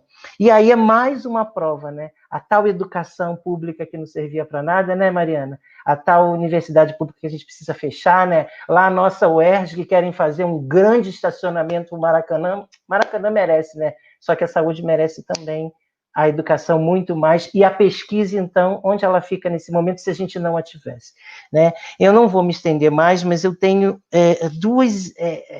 queria que o Aloysio explorasse um pouquinho 2 aspectos. A gente... o município foi na contramão dos vizinhos, né? A gente tem aí o emblemático Rio de Janeiro e o grande São Gonçalo, né? Na contramão de uma atenção primária cada vez menor, cada vez mais espremida e muito mal desenvolvida, né? Fui do município muito tempo, inclusive na época que trabalhei com a Mariana, a minha representatividade era o município, embora estivesse na Fiocruz, e continuo com os meus alunos na rede municipal do Rio, inclusive entrando agora com eles em prática, né, no 8º e no 9º período. É algo de chorar, né? É algo de chorar, né? Para que trabalhar com a população profissional? Por quê? Né? Eles estão lá, eles têm que fazer, eles estão dando conta. Risco, para que trabalhar com a ideia de risco para um trabalhador de saúde? E eu vejo o quanto Niterói valorizou isso. Né? Ele deu conta disso. Né? Mas ele tem uma vizinhança. E aí ele melhora os seus indicadores, ele deu conta, como o próprio Luiz falou, a gente está vendo isso, Niterói está tentando abrir, né, tentando se organizar, só que Niterói territorialmente ele é pequeno. Ele está espremido entre um monte de gente que não deu conta dos seus processos por conta de deveres de casa não cumpridos. Né? E aí a minha questão de exploração, Luiz, se você pudesse explorar um pouquinho, como é que ainda Niterói está pensando essa coisa, né? O Rio de Janeiro ali, depois da ponte, como você fala, quer abrir as escolas. Né? Tá um desespero infernal para abrir as escolas, a pressão do empresariado, e como é que está se pensando isso em Niterói? Como é que está vendo isso em prol de um coletivo? A minha pergunta vai nessa direção. Né? E, fechando essa ideia, né, a questão desse coletivo de maior poder econômico, né, que ultrapassa 50%, 60% de Niterói, você acabou se detendo a tua fala no que foi feito a prefeitura para os 10%, né? E aí, lógico, justíssimo, né? A questão da garantia de direitos, né?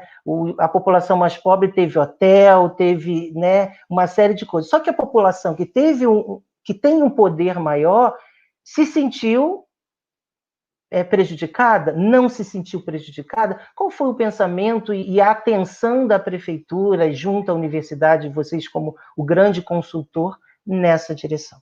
Se puder explorar esses 2 pontos, seria muito interessante. Muito obrigado. Obrigado, Alex. Bem, eu que agradeço. Luiz, e depois a gente faz a mensagem com a Mariana e depois a gente abre. Tudo bem. Eu queria agradecer as palavras do Alex, e muito feliz de saber que um ex-aluno está aí no lugar dele. Então, primeiro, assim, a gente está ficando velho, né? Assim, eu vi Sônia menina, né? Vocês imaginam. Né, Sônia? Então, primeiro, Niterói não é a Ilha da Fantasia. É preciso que fique claro para todo mundo que Niterói tem muitos problemas. Né? Porque senão dá a impressão que a gente está numa ilha da fantasia e as coisas acontecem. Não é bem assim. Ou seja, o que eu quis chamar a atenção no início é que Niterói é uma cidade que tem uma importância, é uma grande cidade e que tem uma história de organização e de capacidade pública importante. Né? Assim, ou seja, cidades semelhantes que têm arrecadação não fizeram a mesma coisa. Uma honrosa exceção, Maricá, da mesma região metropolitana 2, também fez enfrentamento muito importante à Covid, fez enfrentamento na proteção social, ou seja, também somou junto com Niterói um esforço muito importante no município. Então, assim, e municípios, de alguma forma, se organizaram para fazer isso. Mas Niterói sempre é citado, e não é de hoje, quer dizer, porque Niterói tem uma história de organização do sistema de saúde que transcende seus governos. Essa é uma lição aprendida ao longo da nossa história.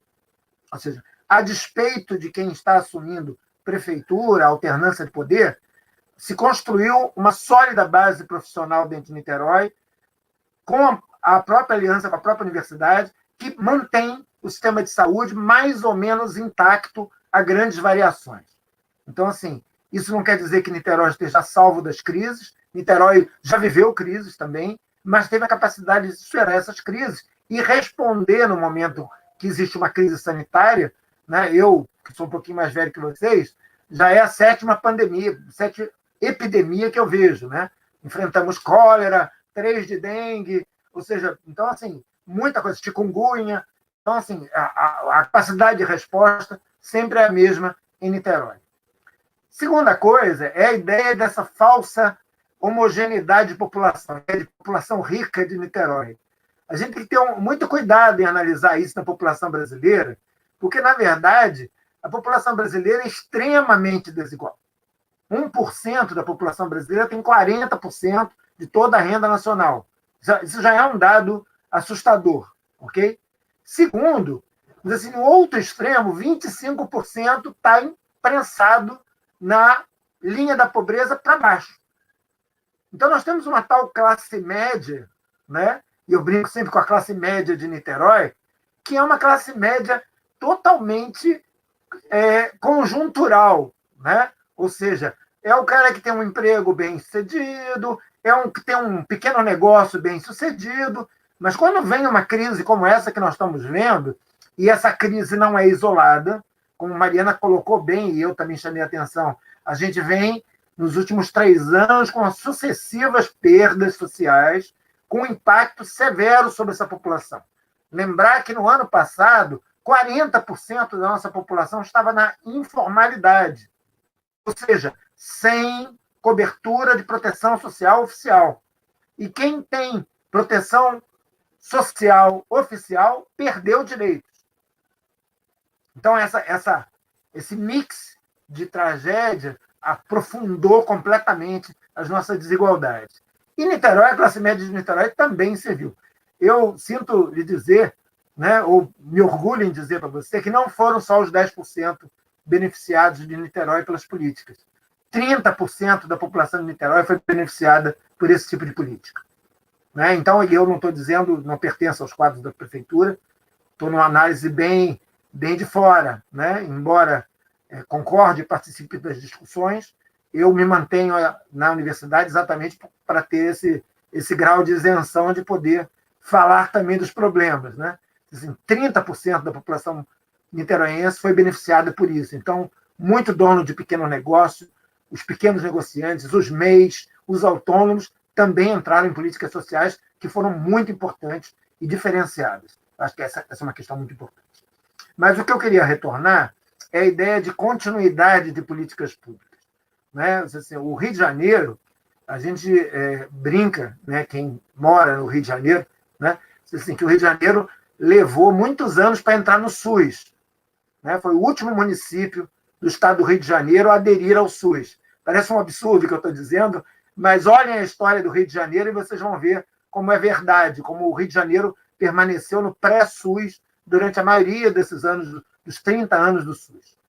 E quando resolveu entrar, entrou com muita vontade, só que com modelos de gestão, modelos de coisa pública, vamos dizer assim, bastante frágeis. Há 8 anos atrás, eu participei de um debate e eu tive o prazer, não vou dizer, mas tive assim, a preocupação de falar para os governantes da época o risco que seria investir em OS, investir em estruturas flexibilizadas e desmontar a estrutura pública do Rio de Janeiro. Ou seja, estava se fazendo um enorme avanço de cobertura, né? É inegável que houve um enorme avanço, mas um avanço completamente fragilizado do ponto de vista institucional. Né? E, infelizmente, assim, meu alerta se confirmou no dia seguinte da eleição, quando começou o desmonte das equipes, começou a demissão das equipes. Então, assim, uma estrutura completamente fragilizada. Niterói viveu um momento de fragilidade, mas o formato que foi feito em Niterói permitiu resistir mais. E hoje a gente está discutindo isso assim, muito profundamente, a necessidade de estruturas públicas duradouras, com vínculos públicos. Então, essa questão de segurar a máquina pública em mão pública. Ou seja, isso é uma importância de Estado, não é uma importância de governo. Então, acho que essa coisa estratégica é muito importante. E a pandemia veio provar isso para a gente. Ou seja, sem um Estado forte naquele caso, com respostas ágeis, né, não havia possibilidade de ter um bom desempenho. Aí, para a última questão, que é com relação a grupos econômicos de Niterói que pressionam. Né? Eu fui a dezenas de reuniões com grupos. Só que a gente veio desmontando. A prefeitura fez um plano de flexibilização muito prudente, muito tecnicamente viável. Eu sou do comitê que avalia esse plano, e ela conseguiu sustentar processos de flexibilização. Só que o tempo todo a gente ficava, cuidado com os em volta, cuidado porque a coisa está ficando descontrolada, até o ponto que houve uma liberação geral, tanto em Rio de Janeiro, São Gonçalo, os municípios maiores vizinhos de Niterói, onde um fluxo muito grande de população circula entre esses 3 municípios, é impossível conter isso, né? O que levou a intenção de muita gente, por exemplo, abrir escolas em Niterói e a gente dizer, sem chance. Não é possível isso, né? Vamos ter que adiar essa coisa, vamos ter que adiar um monte de coisa. Então, a gente está lidando agora com alguns retrocessos da política de flexibilização em Niterói, exatamente pelo agravamento do que está acontecendo no entorno de Niterói. E, ainda bem que a prefeitura teve o bom senso de perseverar na fé na ciência, ou a ciência aplicada, ou seja, de contornar alguns interesses que às vezes não são tão legítimos, né? Assim, eu acho que a economia, eu vejo o exemplo de outros países onde abriram, né? E sequer usuários, sequer consumidores se dispunham para voltar para a economia. Então, que diabo é isso de abrir a economia quando todo mundo está com medo de morrer, né? Então assim, é um paradoxo essa história de que abre para a economia funcionar. A gente tem observado que não é bem assim, ou seja, programas de sustentação de renda foram fundamentais para manter a economia, principalmente as economias de bairro, funcionando. Então, assim, tem um outro tipo de sincronia que precisa ser observado nesse tipo de movimento. Eu acho que eu convoco nossos companheiros da economia a se debruçarem sobre esse fenômeno e explicar melhor isso que está acontecendo. Ok? Obrigada, Luísio. Aconteceu um probleminha com a energia lá da Juliana. A Juliana ia estar participando com a gente para debater também, e aí ela está super triste, mas não vai conseguir estar com a gente. Então, eu vou fazer o seguinte, eu vou comentar um pouquinho, e tem muitas perguntas bacanas, e como o desafio também é que eu não consegui controlar nem a fala do Aloysio, nem da Mariana, na verdade, a gente ultrapassou todos os tempos aí, então não vai ter... A gente vai condensar. Eu vou fazer assim um comentário e vou trazer algumas perguntas que estão bem bacanas e vou passar para vocês. Eu queria falar, assim, o que está me chamando muita atenção é o aprofundamento das contradições, né? Das contradições. A gente está, de um lado, reafirmando a importância do SUS, da articulação, da resistência comunitária, da construção dessas ações públicas, ao mesmo tempo aumentando as várias formas de violência do Estado, desfinanciamento das políticas de saúde, né?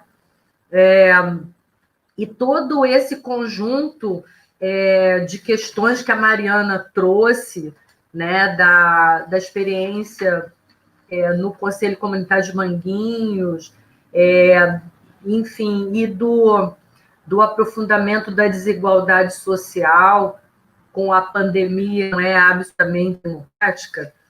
E aí eu fico pensando quais os caminhos para além dessa pandemia, né? Tem algumas perguntas, então vou fazer assim uma mistura, tá? Eu vou trazer algumas perguntas e juntar assim com essa minha fala, porque eu acho que aí eu passo para vocês, passo primeiro para a Mariana. O Jonathan Guedes, que é nosso aluno, companheiro da Mariana também, e muito querido, ele pediu para falar um pouco sobre as implicações do avanço da agenda neoliberal sobre as políticas de assistência social, saúde, trabalho e educação, principalmente durante a pandemia. A Márcia Cid fala assim: como que agiremos na pós-pandemia de forma objetiva para a sociedade reconhecer a importância do SUS nesse enfrentamento da pandemia? O Ricardo Matos, que é companheiro nosso do grupo de pesquisa e está na vice-direção da faculdade, fala assim: Mariana, se possível, gostaria de ouvir suas reflexões sobre o quanto essas ações em rede de apoio social, como forma de proteger as pessoas e famílias, são importantes. No entanto, quanto elas também denunciam a omissão à ação do Estado. Pessoas não são vulneráveis, elas são vulnerabilizadas. A Amanda Rodrigues, que é enfermeira de saúde da família, mas está no mestrado com a gente, pergunta: gostaria de saber como os convidados acreditam que será o desenrolar da pandemia daqui para frente. Quais as expectativas? E eu vou fechar com uma pergunta da Helena Davi, que é professora também da faculdade e companheira nossa. Fala assim: havia ideias de que mudanças mais profundas nas relações de classe poderiam se produzir, mas vemos a força do capital em se reconfigurar. O que fica dessa experiência para alimentar a caminhada futura? Eu acho que as perguntas estão meio que se complementam e vão num certo caminho, né? O que vocês estão pensando daqui para frente? Vou passar para a Mariana primeiro, tá? Tá bom, queria agradecer inicialmente as perguntas, os comentários. Eu estou acompanhando pelo YouTube também, estava lendo aqui o que as pessoas escreviam, então é um prazer sempre estar com vocês aqui na UERJ, debatendo saúde, política e economia, porque isso é indissociável, né? A gente não vai cair nesse senso comum que serve só para nos dominar. Se a gente achar que saúde não tem a ver com economia, já era. Como é que a gente vai implantar uma política pública e universalizá-la se a gente não pensar num financiamento público robusto e adequado, né? Como que a gente vai pensar, por exemplo, em garantias de direitos trabalhistas, de EPI, de produção de equipamento de proteção individual para os trabalhadores da saúde, se a gente não discute economia e reorientação produtiva, que o Brasil não fez, por exemplo, né, em relação à produção de equipamentos de proteção individual tão necessário aos trabalhadores da saúde, aos trabalhadores de serviços essenciais. Então, aqui eu acho que a UERJ, e aí a Escola de Enfermagem particularmente, a gente tem conseguido produzir esses debates que são fundamentais para nos preparar, eu acho, na nossa missão diária aí, a nossa tarefa diária, que é construir um sistema de saúde que seja efetivamente 100% público e que seja universal. Queria agradecer também as palavras do Aloísio. Aloísio, eu penso muito parecido com o que você está dizendo, assim, concordo 100% de que a privatização do SUS, e essa é uma das contradições do sistema, a privatização se dá por dentro do sistema e na relação com o sistema. Então, o sucateamento do SUS, ele tem ele é funcional ao crescimento do capital no setor da saúde, da Seguridade Social, inclusive privada, e da saúde, do sistema de saúde privado, né? Então, a gente poder olhar o SUS e analisá-lo dialeticamente a partir das suas contradições, dos interesses, né, e dos seus princípios que são tão caros à classe trabalhadora, mas também apresentar que a privatização que foi autorizada naquele momento de pacto da década de 90, né, enfim, no final dos anos 80 e 90, mas a iniciativa privada como complementar ao SUS, né, e aí a forma como a iniciativa privada vai entrando pelo SUS de diferentes maneiras, como, por exemplo, pelas organizações sociais, como, por exemplo, pela EBSER, a Empresa Brasileira de Serviços Hospitalares, né, as diferentes formas como os interesses privados constituem o próprio Sistema Único de Saúde, elas precisam ser debatidas e não naturalizadas. Então, essa fala do Aloísio, e eu sempre, quando tenho a oportunidade de discutir alguns dos desafios do enfrentamento à pandemia, eu sempre falo sobre isso também, né, do quanto que a privatização do Sistema Único de Saúde ela foi sendo naturalizada, essas formas de privatização, e elas se constituem como limites para a universalização do sistema, como limites da ampliação do cuidado à saúde como um direito, enfim, não como uma mercadoria. E a ampliação da cobertura da atenção primária à saúde e da estratégia de saúde da família através de organizações sociais, na verdade, ela é funcional para o interesse, né, enfim, de poucos, e a gente está nesse momento hoje, teve o afastamento do governador do estado, né, do Rio de Janeiro, a gente precisa falar disso também, do governador do estado do Rio de Janeiro, que tem algumas suspeitas de superfaturamento a partir da contratação de empresas privadas para a compra de respiradores, entre outros insumos e equipamentos necessários ao cuidado, né, das pessoas ao enfrentamento da pandemia. A gente tem secretários de saúde do Estado também afastados, né, por envolvimentos com as OS. A gente tem secretários de atenção primária do outro governo respondendo a processos por conta de licitações com a IABAS, que é uma organização social que todo mundo, enfim, que trabalha e que analisa, que pesquisa, como a gente, pelo menos, que pesquisa a saúde pública, já sabia que, enfim, que a forma como as organizações sociais de saúde fazem a gestão do financiamento público, ela dificulta muito o controle social, né, dificulta muito o acompanhamento desses gastos públicos e, portanto, facilitam certos recursos, certas apropriações indevidas desse financiamento público, né? Então, o fato do Rio de Janeiro, da cidade, ter expandido a estratégia de saúde da família com base nas organizações sociais, isso não é só uma questão só do Rio. Porto Alegre estava vivendo isso também até pouco tempo atrás. Eu não sei se cheguei a falar, eu represento a Fiocruz na Câmara Técnica do Conselho Nacional de Saúde, na Câmara Técnica de Atenção Básica, né? E lá, os conselheiros municipais de saúde de Porto Alegre, uma delas, Ana Paula, ela estava colocando que no final do ano passado havia ameaça de demissão de mais de 5.000 trabalhadores também em Porto Alegre, porque eram vinculados a organizações sociais, né? Então, e a pessoa que implantou esse sistema privado, né, de gestão pública no município de Porto Alegre, ascendeu ao Ministério da Saúde, do atual governo federal. Então, é fundamental, eu acho, a gente explicitar que a forma de financiamento público, de gestão pública do orçamento, interfere diretamente, não só na garantia ou não das condições de trabalho para os trabalhadores do SUS, mas também na garantia ou não da continuidade do cuidado.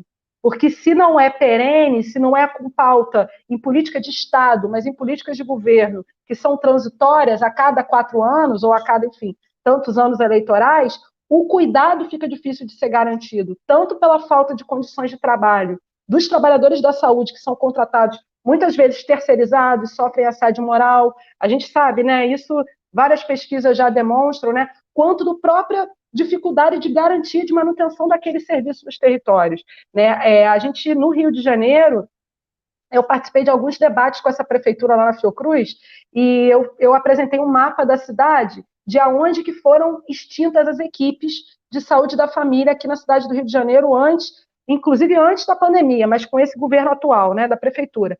E as áreas, principalmente, que perderam a equipe de saúde da família, foram áreas da Zona Oeste, então, que historicamente são chamados de vazios sanitários, ou seja, que tem menos equipamentos públicos de saúde, e a P31 e a P10, ou seja, a região central do Rio de Janeiro e a região 31, que é onde se concentra o maior número de favelas.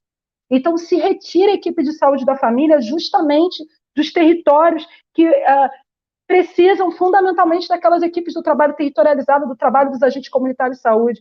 Isso sem falar da demissão das mulheres, porque foi demissão em massa de mulheres, a grande maioria delas pretas, trabalhadoras que são as agentes comunitárias de saúde, né? Então, a gente ao entrar nessa pandemia na cidade do Rio de Janeiro, já entra com um cenário de desmonte no âmbito da atenção primária muito grave, e isso está se refletindo na alta letalidade do vírus aqui na cidade do Rio de Janeiro. Por último, queria responder ao Jonathan. O Jonathan é companheiro de militância do Fórum de Saúde, da Frente Nacional contra a Privatização da Saúde, organiza os estudantes aí da enfermagem. É fundamental a gente afirmar, então, que essa vontade de mudar a realidade, né, que a Anísia da Silveira falava, ela só é possível de ser colocada em prática mesmo se ela for um projeto coletivo. E, para isso, se organizar coletivamente é fundamental, né? Então, escutem o Jonathan. Procurem o Jonathan aí na universidade. Mas, assim, essa pergunta do Jonathan, eu acho que eu já estou respondendo um pouco, né? Se a gente para pensar que existe um desmonte da Seguridade Social a partir da reforma da Previdência, a partir da reforma trabalhista e a partir da emenda constitucional 95, que é aquela chamada emenda constitucional do teto dos gastos e da PEC da morte, né? Ela impede, por exemplo, fazer isso que eu falei que o Aloysio está colocando, concurso público, por exemplo, que seria fundamental para garantir um cuidado longitudinal, um cuidado ao longo do tempo, por exemplo, na estratégia de saúde da família, né? Então, se você não faz concurso público e contrata um trabalhador terceirizado, que não sabe nem qual é o seu sindicato, muitas vezes, que é um sindicato vamos dizer assim, forjado, né, pelas organizações sociais, esses trabalhadores eles não têm garantia de que ficarão os anos que precisam, por exemplo, para instituir uma política de Estado. Né? E a Emenda Constitucional 95, então, é fundamental que os sindicatos, as diferentes forças políticas, incluam nas suas pautas a revogação da Emenda Constitucional 95. Né? É fundamental para a gente garantir algum respiro para a luta que a gente precisa fazer para defender o serviço público, seja na área da educação, seja na área da saúde. Né? A outra questão que eu acho que tem a ver com o Jonathan e que o Aloysio comentou é que, segundo o IBGE, 10% dos mais ricos no país chegavam a receber 17 vezes mais do que os pobres. Né? E nas capitais do país, por exemplo, como Salvador, chega a receber 34 vezes mais. Então, em 2019, a renda dos mais pobres, em 2019, antes da pandemia, ela já tinha sido reduzida em quase 4%, enquanto a dos mais ricos estava aumentando. Então, o que a gente percebe nesse momento, que não é de crise só sanitária, é de crise social e econômica, que a gente já vivia antes da pandemia, aprofundada por uma crise sanitária que a gente vive agora devido ao coronavírus, é que eu concordo com a Helena que nesse modo de produção, o capital, num país como o nosso, que é o país dependente, isso é um papo para a gente ter em outro momento, né, da teoria marxista da dependência, mas um país como o nosso, o capital ele não dá um respiro para os trabalhadores, é o contrário.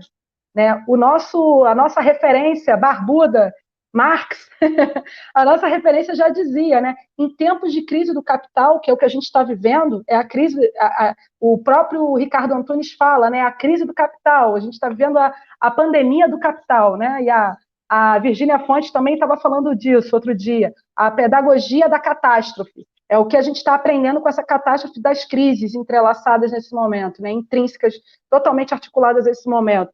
O que a gente está vivendo agora, e o próprio Marx já colocava, é que em momentos de crise cíclicas do capital, de queda da taxa de lucro, de ascensão da taxa de lucro, existe uma disseminação, um avanço do capital em setores em que ele não é historicamente dominante. Então, a própria saúde pública já vem enfrentando um avanço do capital, e principalmente a atenção primária à saúde, nos últimos 3 anos, que ela não vivia antes. Então, a gente tem uma série de planos privados agora de saúde, voltados para a atenção primária.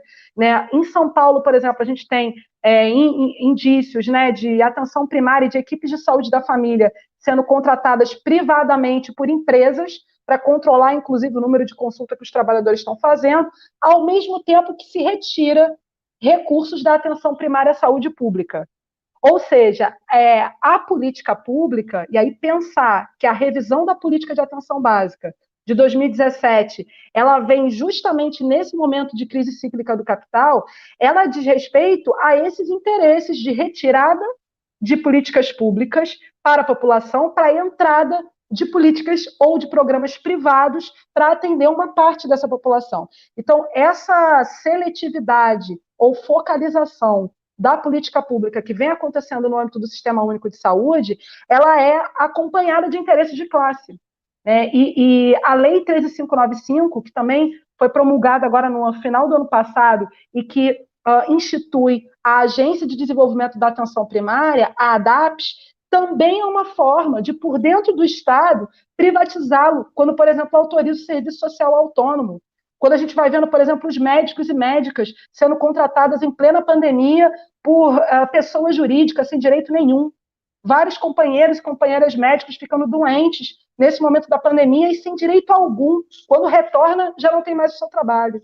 Né? Então, a gente vai vendo que, infelizmente, na minha avaliação, a gente tem um caminho muito duro, muito difícil para fazer e que ele é construído, na verdade, não só ele não pode ser construído só por iniciativas individuais.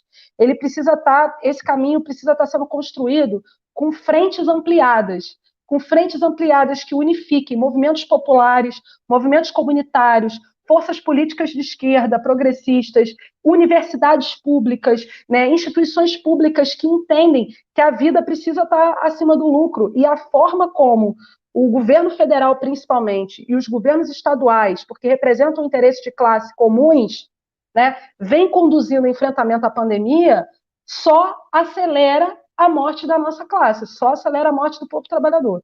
Então, queria destacar aqui um espaço importante de construção, de resistência a esses ataques, que é o Fórum Popular Sindical e da Juventude em defesa dos direitos, das liberdades democráticas.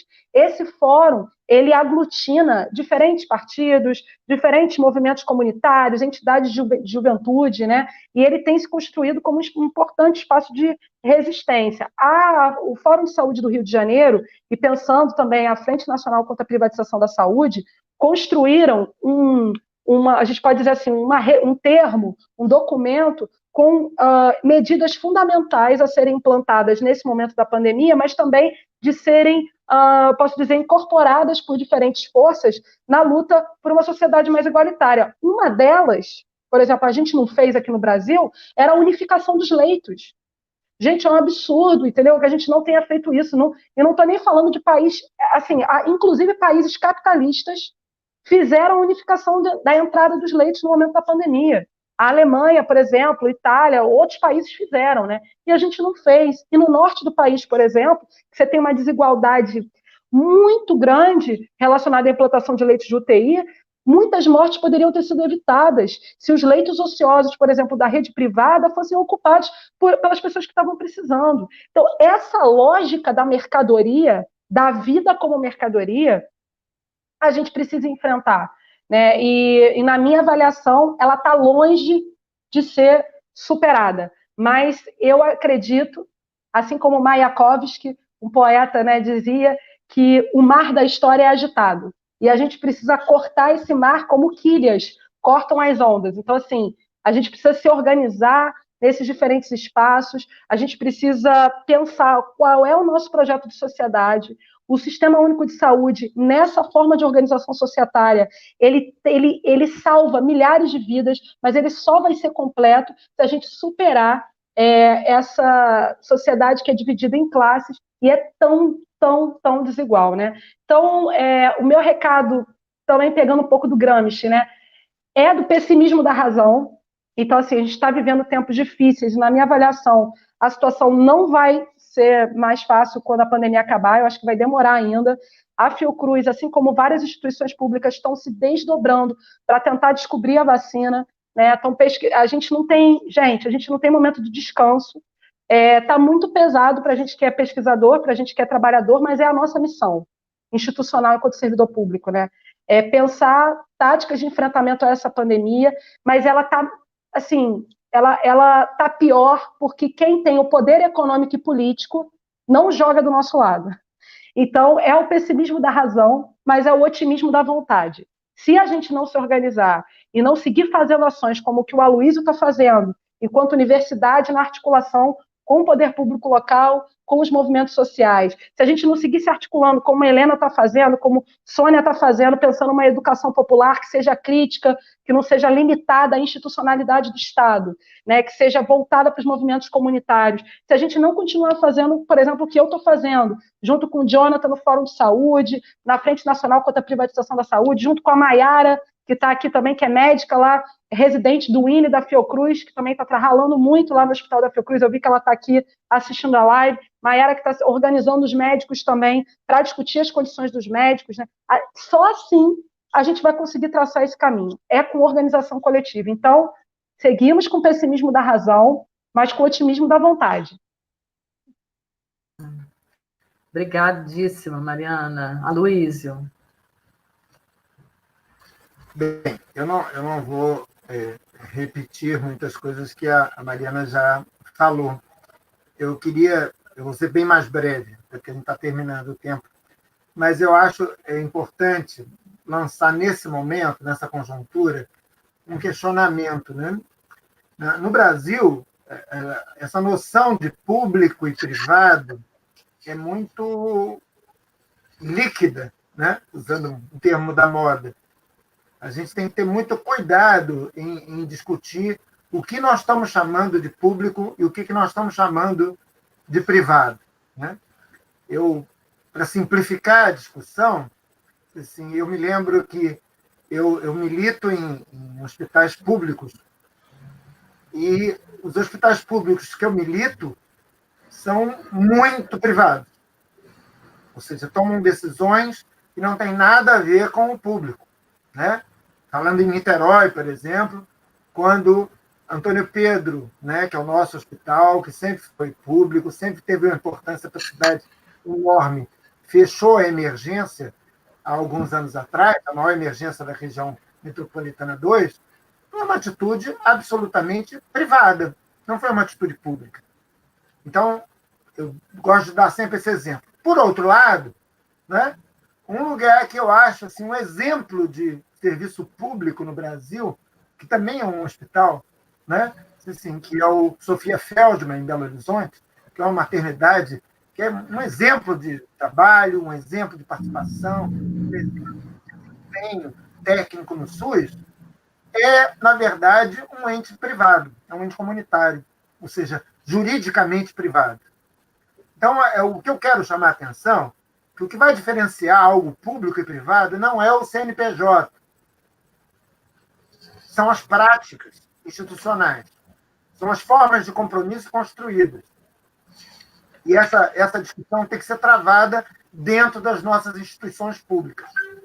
Porque eu acho que é fácil a gente separar os não privados dessa discussão. Mas se não discutirmos a nossa privatização do público, fica complicado esse universo. Essa é a primeira questão. A segunda questão, eu, há alguns anos, quando as coisas começaram a ficar muito terríveis, né, nesse nosso passado recente, assim, eu decidi voltar à minha origem. Né? Eu, Sônia e Helena somos de movimento popular, ou seja, a nossa base de trabalho era isso. Né? E eu segui meu rumo na gestão, e trabalhei na gestão, mas nunca tirei o meu pé desse lugar. Né? E tenho investido exatamente em retomada e fortalecimento de movimentos. Por quê? Se a gente não tiver movimentos populares fortes, capazes de ler a situação, de ter uma compreensão estratégica do que está acontecendo, sejam capazes de dialogar, construção de frentes, a gente fracassa, como vem fracassando. Acho que o movimento sanitário brasileiro se descolou do movimento popular há alguns anos. E isso tem se revelado, no meu entender, assim, um erro estratégico. Né? Ou seja, se embrenhou-se nas instituições e se não fortaleceu a sociedade. E a nossa sociedade, gente, é uma sociedade desigual, fragilizada, com baixos índices econômicos de educação, que cai em qualquer conversa fiada. A ideia de um certo populismo de direita ou de esquerda me parece algo que precisamos superar. Precisamos trabalhar com outro tipo de sociedade. Né? Então, acho que esse é um trabalho para a gente. E a saúde, aí pensando na ideia do futuro próximo, né? O que nós vamos enfrentar de pandemia, eu estou contigo, Mariana. Eu acho que Gramsci é bem vindo nessa hora de um pessimismo da razão. Assim, eu acho que vamos enfrentar muitos problemas ainda. Meus colegas da epidemiologia, inclusive, preveem novas pandemias para os próximos anos. Então, não é a primeira, nem será a última. Então, se nós não construirmos algo que a gente está chamando de resiliência, né? E resiliência passa por refundar determinados movimentos, rediscutir o espaço do debate público, rediscutir a instituição pública no Brasil, né? Eu acho que a gente vai fracassar. Né? Mas eu sou um otimista. E otimistas seguem lutando. E é o que a gente vai fazer. Obrigado.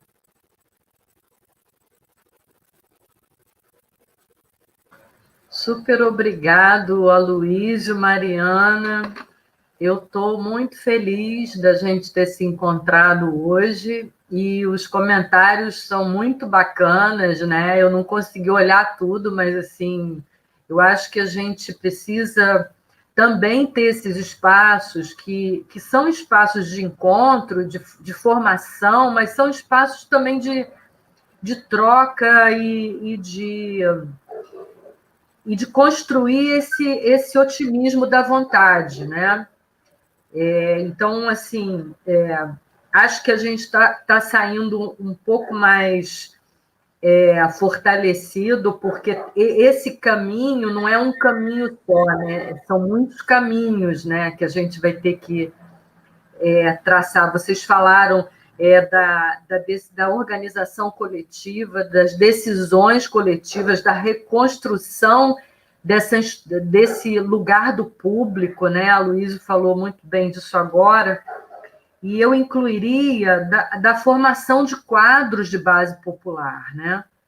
Porque essa coisa que a gente está falando são muita experiência, né?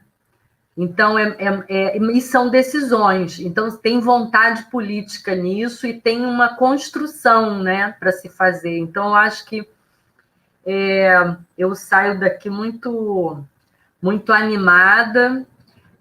Um amigo nosso, de nós três e de outras pessoas que não estão na mesa, que é o Eduardo Stotz, criou um grupo que a gente faz parte, né, Mariana? Que chama Saúde à Luta. E eu acho que a gente podia lembrar o Eduardo, que também seria muito querido se estivesse aqui hoje com a gente. E eu acho que é isso. Vão ser muitas lutas, né? E eu acho que a gente já está fazendo isso. Que bom que a gente não esquece das nossas origens, né, Aloysio? E que bom que a gente tem encontros assim para a gente estar fazendo esse caminho aí andar, né? Agradecer muito vocês e até a próxima, né? Os próximos encontros e lugares e lutas por aí, tá, gente? Muito obrigada. Tchau.